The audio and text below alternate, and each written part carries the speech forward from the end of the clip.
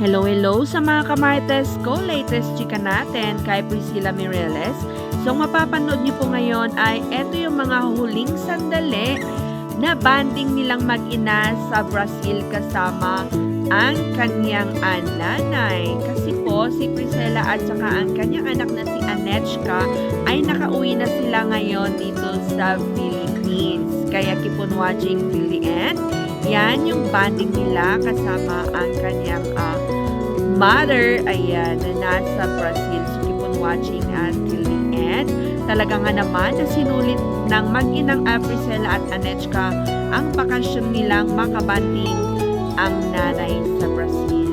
So abangan na lang natin ang latest chika natin kung kumusta na sila kaya sa kanyang asawa na si Jan Estrada. So wala pa siyang sinishare. Although ispatod na si Priscilla na dumalo sa isang wedding, pero hindi kasama si Jan Estrada. So abangan na lang natin. Keep on watching till the end.